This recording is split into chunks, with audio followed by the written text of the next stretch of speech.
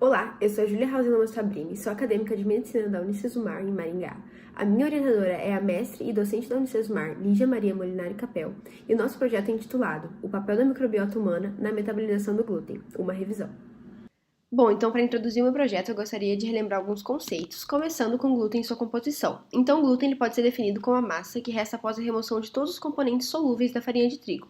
Essa massa é composta em 85% por proteínas, e por isso quando a gente fala glúten, a gente se refere basicamente às proteínas de estoque do trigo, que seria a gliadina e a gluteína em sua maioria. Ambas essas têm características insolúveis, por isso que elas garantem as propriedades reológicas da massa de farinha de trigo. As gliadinas e as gluteínas são classificadas como prolaminas devido à sua alta concentração de resíduos prolinas e glutaminas em sua composição. Por isso que elas podem juntas formar um dos maiores e mais complexos polímeros proteicos de toda a natureza. E na imagem a gente consegue ver isso, a gliadina e a gluteína se associando, formando a composição do glúten, isso associado à água. Bom, a gente sabe que o corpo humano nutre-se por um processo catabólico, então a gente ingere proteínas, essas proteínas são quebradas em aminoácidos e esses aminoácidos são incorporados ao metabolismo humano. Só que esse processo se torna muito difícil nas prolaminas do glúten. Isso porque elas têm uma configuração espacial que torna a aderência das nossas enzimas digestivas muito dificultada nessas moléculas. Assim, elas ficam protegidas da nossa digestão. E para essa quebra ocorrer, a gente precisaria das poliendopeptidase, as PEPs, que são enzimas digestivas extremamente escassas no corpo humano. Então, a pergunta que fica é, será que a gente conseguiria achar fontes dessas enzimas na natureza, incorporá-las ao nosso metabolismo? E talvez a resposta dessa pergunta resida em fontes inesperadas desse substrato, como os micro-organismos. Bom, então é agora que entra o conceito de microbiota humana. A nossa microbiota é formada por trilhões de micro-organismos diferentes, mais de 160 tipos bacterianos diferentes, e tem em suas funções principais proteção e transcrição genética. A transcrição genética da microbiota pode ser até 100 vezes maior do que a do próprio genoma humano.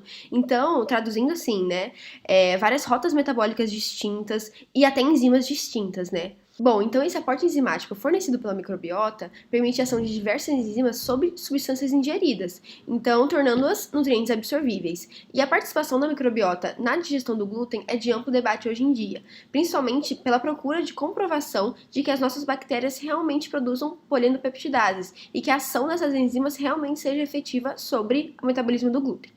Como método de pesquisa, a pergunta norteadora foi: quais são as atuais evidências científicas que comprovam o papel da microbiota humana na metabolização do glúten? Como critério de inclusão, foram incorporados estudos originais publicados dentro do tema nas línguas portuguesa, inglesa e espanhola, que abordassem como assunto principal o papel da microbiota humana na metabolização do glúten e estivessem disponíveis na íntegra para leitura. Foram excluídos da integração de estudos os que não mencionaram glúten ou microbiota, assim como os estudos com mais de 20 anos de sua publicação. Assim, foi elaborado um diagrama de fluxo segundo o Prisma, e ao final dele tivemos 13 estudos incluídos na revisão. Após isso, esses estudos foram classificados em ordem decrescente de 1 a 7, sendo 1 o nível de evidência mais alto e 7 o mais baixo. Na imagem a gente consegue ver o diagrama de Prisma com o número 13 ao final, que seria o número de artigos selecionados. Bom, como resultados esperados da pesquisa, seria uma revisão detalhada com categorização das informações, assim como a confirmação da metabolização luminal do glúten pela mediação da microbiota, além da sua atribuição nesse processo, por meio das suas funções extradigestivas, sendo essas muito necessárias e simbióticas ao corpo humano. Essas são as referências utilizadas no projeto.